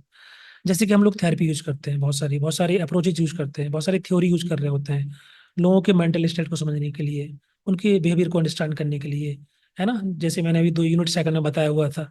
तो मल्टीपल अप्रोचेज हैं, मल्टीपल थ्योरीज हैं, थेरेपी अप्रोचेज हैं। तो हमारा होता है थ्योरेटिकल इन्वेस्टिगेशन, मतलब थ्योरी के माध्यम से, थ्योरी का यूज करके हम कोई मॉडल यूज करेंगे, कोई हाइपोथेसिस बनाएंगे, और हम किसी फिनोमेना को या किसी पर्सन की मेंटल स्टेट को, उसके बिहेवियर को, उसको समझेंगे, उसको अंडरस्टैंड करेंगे। वो हमारा कहलाएगा थ्योरेटिकल इन्वेस्टिगेशन। नेक्स्ट है एक्सपेरिंशियल स्कूल ऑफ इन्वेस्टिगेशन। इसका मतलब क्या होता है? अनुभव के जो एक्सपीरियंस कोई पर्सन कर रहा है। जैसे थेरेपी दी जाती है तो जो क्लाइंट होता है वो अपनी पर्सनल, उसका खुद का जो अनुभव होता है, एक्सपीरियंस होता है, जो भावना होती है, वो अपनी फीलिंग को बताता है। तो क्लाइंट जो सोशल वर्कर जो होगा उसको नरेट करेगा, उसको समझेगा कि वो क्या बात कर रहा है, उसके क्या इंसाइट्स हैं, उसके दिमाग में क्या चल रहा है, उसकी इमोशनल स्टेट कैसी है प्रेजेंट टाइम में, वो क्या सोच रहा है, उसकी क्या मैकेनिज्म है। वो हमारा आता है अनुभवात्मक जांच में, या इसको बोलेंगे एक्सपेरिंशियल, एक्सपीरियंस बेस्ड इन्वेस्टिगेशन। समझ में आ रहा है? So that we can understand the status और स्टेट ऑफ या इमोशनल स्टेट ऑफ पर्सन। तो ये तीनों होंगे आपके, ये तीनों के तीनों हम इसके माध्यम से किसी भी पर्सन की जो चेतना है, उसका जो मेंटल स्टेट है, उसको हम जान सकते हैं, परख सकते हैं, अंडरस्टैंड कर सकते हैं। बाकी जो इकोनॉमिक इन्वेस्टिगेशन है और पॉलिटिकल इन्वेस्टिगेशन, ये ज़्यादा नहीं आएगा, क्योंकि वैसे इसमें 3 ही ऑप्शन दिए हैं, 3 तो आपको चूज करना है, तीनों ये वाले हो जाएंगे, ABC। ठीक है, 4th नंबर करेक्ट हो जाएगा।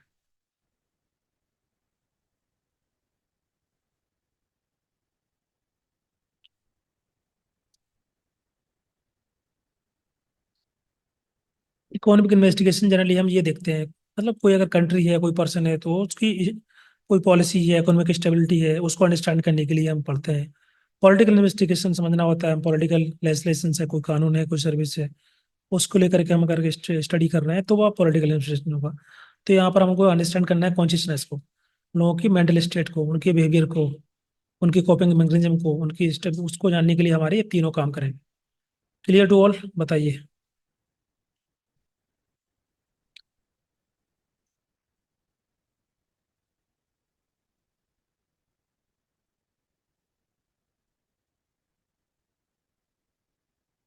सभी को क्लियर है?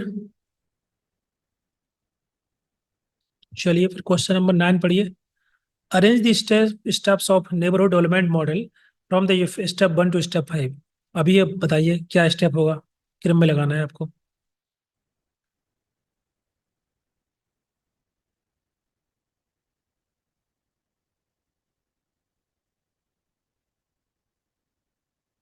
Resource planning, locality and entry को आइडेंटिफाई करना, कम्युनिटी के अंदर ऑर्गेनाइजेशनल नेटवर्क को बनाना, प्लानिंग करना, और उनकी नीड्स जो है उनको आइडेंटिफाई करना।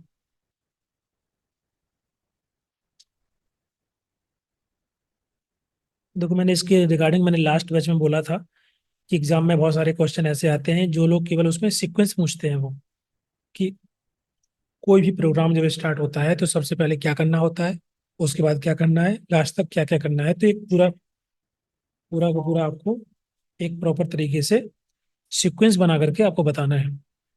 तो ये क्वेश्चन बहुत सारे तरीके से आ सकता है, रिसर्च में भी आ सकता है, यूनिट 5 से आ सकता है, यूनिट 1 से लेकर 10 तक किसी में भी दे सकते हो।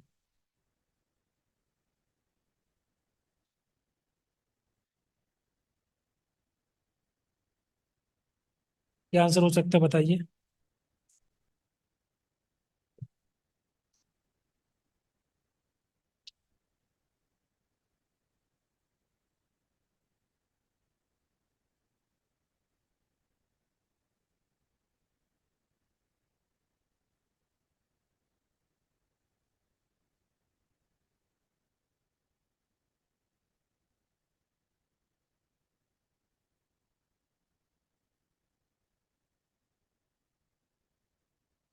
जो बोलना 3, सब लोग आंसर दीजिए। 3 होगा कि 4 होगा कि 2 होगा कि 1 होगा?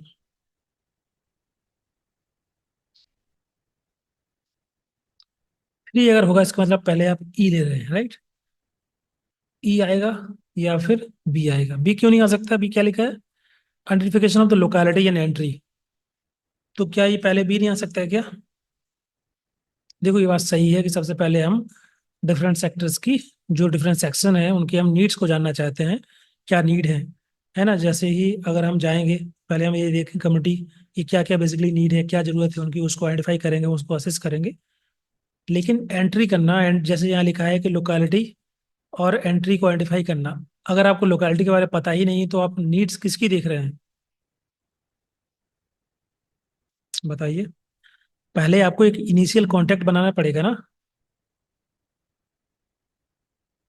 ओके, जैसे फॉर एग्जांपल आप कोई एक प्रोग्राम लेकर के जाते हैं, गर्ल्स एजुकेशन, ठीक है, तो गर्ल्स एजुकेशन किस, ये प्रोग्राम कहाँ पर चलेगा?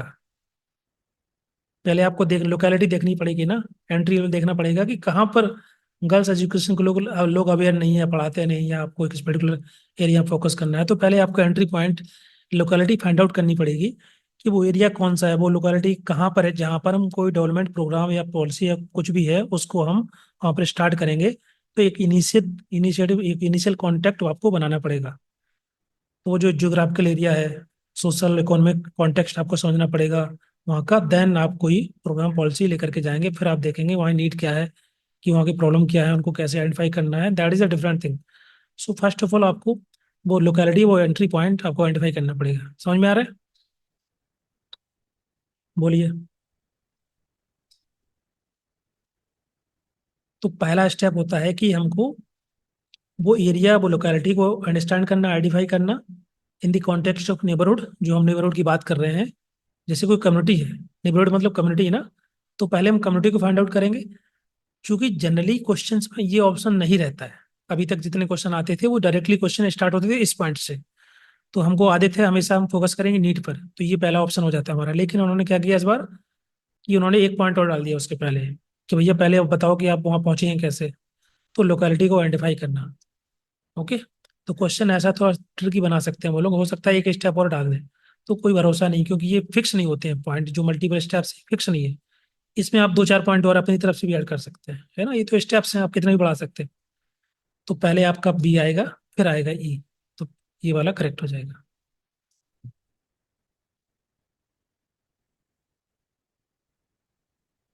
बाकी वही स्टेप्स हैं, तो वो आप देख सकते हैं।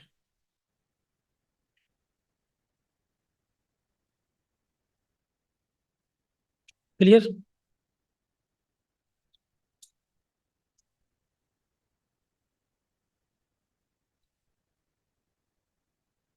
Clear to all?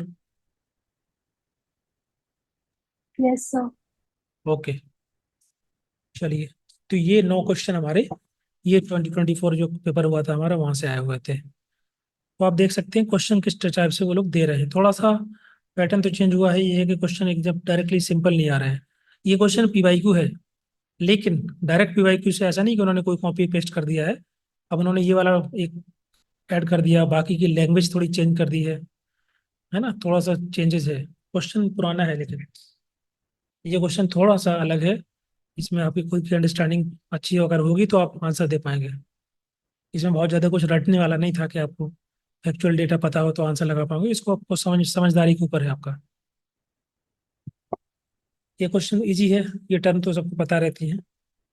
ये आपका फैक्चुअल डेटा है, आपको याद रहना चाहिए। ये मैंने बुक में दिया हुआ है, तो आई थिंक आपका बुक में नहीं, सॉरी नोट्स के अंदर, ये एक सभी नोट्स के अंदर मिल जाएगा आपको, ये सब नोट्स के अंदर है। ये थी, ये अलग है एक्चुअली, इस नोट का है नहीं, लेकिन मैं ऐड कर दिया है कि मान लो बाद में भूल जाता, तो मैंने क्वेश्चन अभी यहीं में डाल दिया।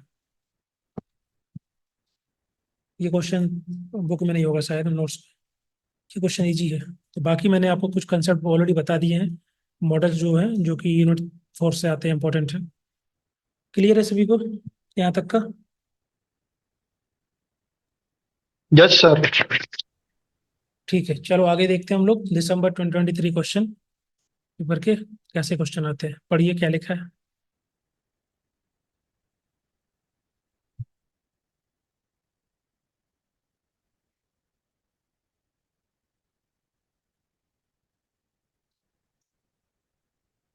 अब देखो इसमें उन्होंने क्या किया कि नाम दे दिए तीन चार, और पूछ रहे हैं कि कम्युनिटी ऑर्गेनाइजेशन प्रैक्टिस में किसका अच्छा कंट्रीब्यूशन है।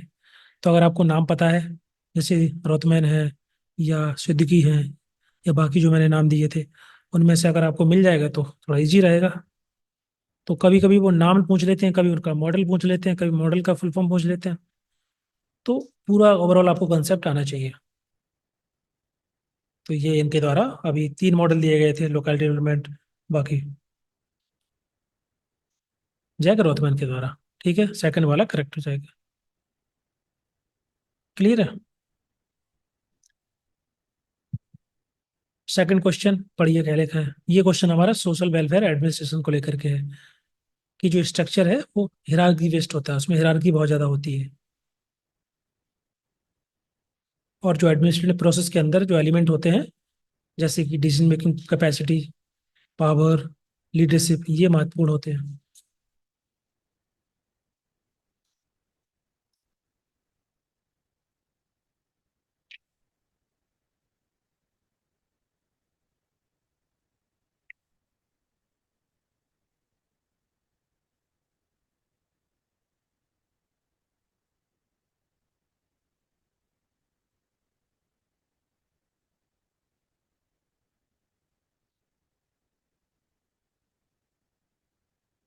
क्या आंसर हो जाएगा? पहला वाला। दोनों ही करेक्ट है, क्योंकि जो लिखा है कि देखिए सोशल वेलफेयर एडमिनिस्ट्रेशन स्ट्रक्चर, देखिए कोई भी एडमिनिस्ट्रेशन स्ट्रक्चर होगा, वहां पर आप देखेंगे बहुत ही ऑर्गेनाइज तरीके से एक हिरार्की बनी होती है ना। डिफरेंट लेवल होते हैं अथॉरिटी के, रिस्पॉन्सिबिलिटी के, सबका अपना अपना काम होता है। एक एफिशिएंट डिसीजन मेकिंग के लिए एक बनाया जाता है इस प्रकार का हिरार्की, सो दैट की जो रिसोर्सेस हैं उनको सही, जैसे कि आप देखते होंगे प्लानिंग डिपार्टमेंट होता है, रिसर्च डिपार्टमेंट है, रिसर्च अलग और बाकी फंड एलोकेशन अलग होता है, एग्जीक्यूटिव बॉडी अलग होती है। तो ये जो डिफरेंट बॉडी बनाई जाती है, सो दैट कि वो एक बड़ा स्ट्रक्चर जो है सही तरीके से चल पाए और डिसीजन मेकिंग प्रोसेस सही तरीके से वो इंश्योर कर पाए, एलोकेशन कर पाए फंड्स का, अलग अलग प्रोग्राम्स का, अलग अलग डिपार्टमेंट्स में इफेक्टिव एडमिनिस्ट्रेशन करने के लिए ये सब करना पड़ता है। नेक्स्ट है इसमें कि leadership, decision making capacity, power are the essential element of administrative process. इस प्रोसेस के लिए ये भी सभी के सभी इंपॉर्टेंट है, क्योंकि अगर हमको इफेक्टिव एडमिनिस्ट्रेशन करना है तो एक अच्छा लीडर होना चाहिए, जो कि सही से गाइड कर पाए, जो मोटिवेट करे टीम को, सही डिसीजन ले, उसके अंदर वो कैपेबिलिटी होनी चाहिए, सही सिचुएशन में सही से वो डिसीजन ले पाए, ये सभी चीज़ें होनी जरूरी है। तो दोनों सही है, पहला वाला करेक्ट हो जाएगा। Question number 3, social roles can be analyse mainly along 3 aspect. 3 कौन कौन से हैं?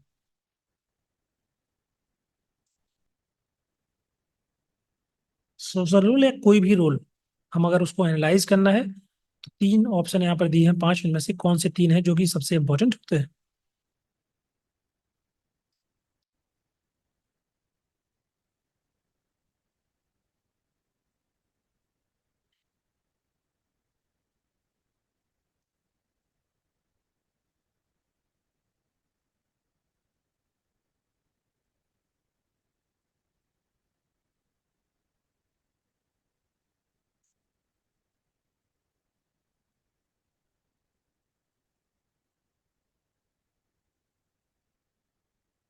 क्या आंसर हो जाएगा? पहले लिखा है the actions. Action means the doing of task. जैसे कोई फॉर एग्जाम्पल एक टीचर है, तो टीचर का क्या टास्क होता है कि वो पढ़ाएगा, नोट्स कंटेंट बना करके देगा, ओके, एग्जाम वगैरह लेगा, मॉक टेस्ट लेना, स्टूडेंट की परफॉर्मेंस का एवेलुएट करना, जानना उसको, उसके जो डाउट है वो सॉल्व करना। तो ये किसका काम है? टीचर का। इसी प्रकार से सोशल वर्कर का काम होता है कि किसी कोई क्लाइंट है उसका डायग्नोसिस करना, उसको समझना, उसकी प्रॉब्लम को समझना, ओके, उनको सही प्रेस्क्रिप्शन देना सही तरीके से।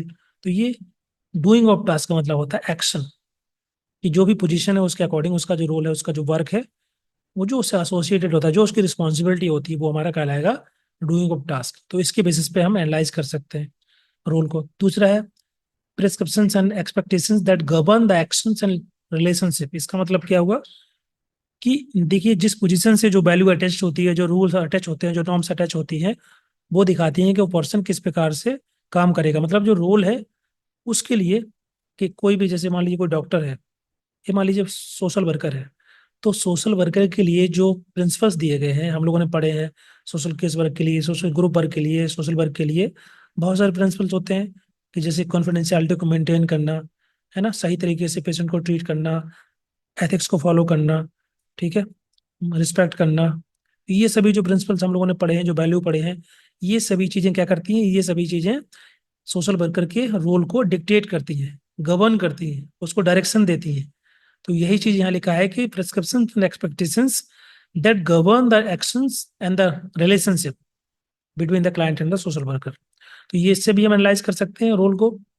तीसरा है the evaluation and the assessment of performance of task. जो टास्क उसने परफॉर्म किया सोशल वर्कर के द्वारा, जो काम किया गया, उसके परफॉर्मेंस को असेस करना, एवेल्युएट करना, उसका मूल्यांकन करना, उसको जांचना। तो ये उसके द्वारा खुद किया जा सकता है, या कोई एजेंसी कर सकती है, या उसकी जो अपेक्स बॉडी होगी वो उसको देख सकती है। उसकी जो भी रोल होगा उससे एसोसिएट जो उसका टास्क होगा कि वो फुलफिल काम कर पा रहा है कि नहीं कर पा रहा है। ठीक है, क्लियर है? तो ये तीनों चीजें, ये तीनों के तीनों जो है, social role can be analyse mainly by these three aspect. उसका रोल क्या है, उस रोल को गवर्न करने वाले जो नॉर्म्स हैं, जो वैल्यू हैं, जो एक्सपेक्टेशंस हैं, जो प्रिंसिपल्स हैं, वो कैसे हैं, उससे गवर्न कर पा रहे हैं कि नहीं कर पा रहे हैं। तीसरा है कि उसकी जो परफॉर्मेंस है उसको हम एनालिसिस करेंगे, उसको हम एवेल्युएट करेंगे, मूल्यांकन करेंगे। तो पहला वाला करेक्ट हो जाएगा। एडलॉजिकल एस्पेक्ट इसमें आएगा नहीं, वो अलग ही चीज है। ठीक है। ट्रांसफर ऑफ टास्क कहाँ लिखा है? देखो, हाँ, देखिए, ट्रांसफर ऑफ टास्क हो सकता है, लेकिन चूंकि आपके पास तीन ही ऑप्शन है यहाँ पर देना है, तीन एस्पेक्ट बताना है, that can be also part. ठीक है, ये हो सकता है एक, लेकिन यहाँ पर आपको बताना है मेनली जो तीन है, जो कि ज्यादा इंपॉर्टेंट है, तीन के लिए आप ये तीनों चूज कर सकते हैं। चौथा वाला भी एक पार्ट है बोल सकते हैं, अलग, इसको हम हटा नहीं सकते। लेकिन आपको अगर तीन ही चूज करना है तो तीन में से वो तीनों ऊपर वाले दे सकते हैं आप।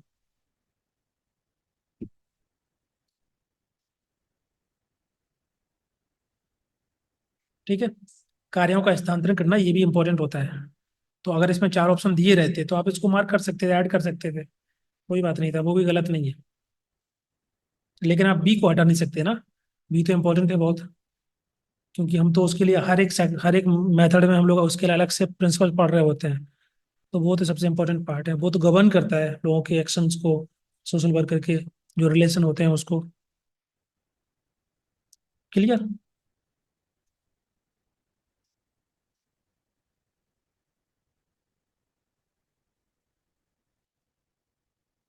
आगे बढ़े। चलिए, यहाँ पर उन्होंने डेफिनेशन डायरेक्ट दे दी है, बोल रहे हैं कि ये डेफिनेशन किसके द्वारा दिया गया है।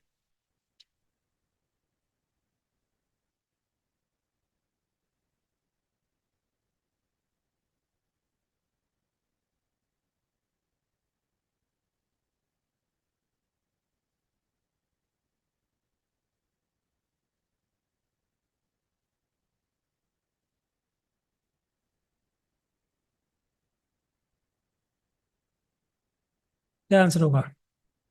पहला वाला है, आर्थर डोनाल्ड के द्वारा ये डेफिनेशन दी गई थी।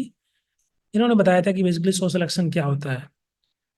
इन्होंने कहा कि कुछ सोशल एक्शनिस्ट होते हैं जो जो कुछ बदलाव चाहते हैं, जो चेंज कर चाहते हैं, और उसके लिए वो कई तरीके की प्रैक्टिसेस अपनाते हैं। जैसे एजुकेशन, लोगों को बता करके, पढ़ा करके, समझा करके, उनको अवेयर करके, या प्रोपेगेंडा के माध्यम से, प्रचार प्रसार करके, परसुएट करके, तर्क तर्क के माध्यम से, रीजनिंग के माध्यम से, या प्रेशराइज करके, टैक्टिक अपनाकर, जैसे आंदोलन करना, स्ट्राइक करना। इन सभी के बेसिस पे जो सोशल एक्शनिस्ट हैं वो कुछ डिजायरेबल चेंजेस चाहते हैं, उसको हम बोलते हैं सोशल एक्शन। ठीक है, तो ये पहला वाला करेक्ट हो जाएगा। Question number 5, level of people participation in the community organisation are. कितने लेवल हो सकते हैं? Participative, assessment, planning, implementation, sharing और इंट्रक्शन।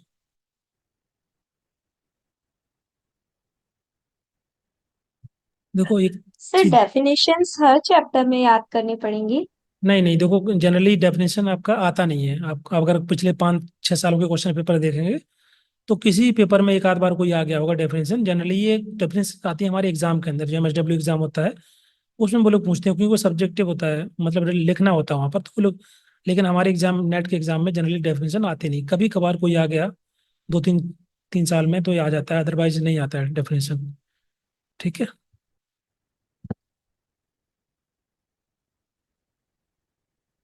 तो वैसे बुक में रहता है, इनके आपको पढ़ना है तो पढ़ सकते हो, अदरवाइज वैसे कोई खास जरूरत नहीं है।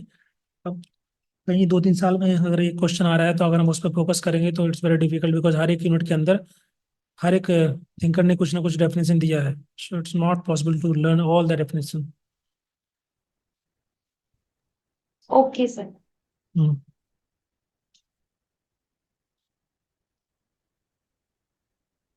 बताइए क्या आंसर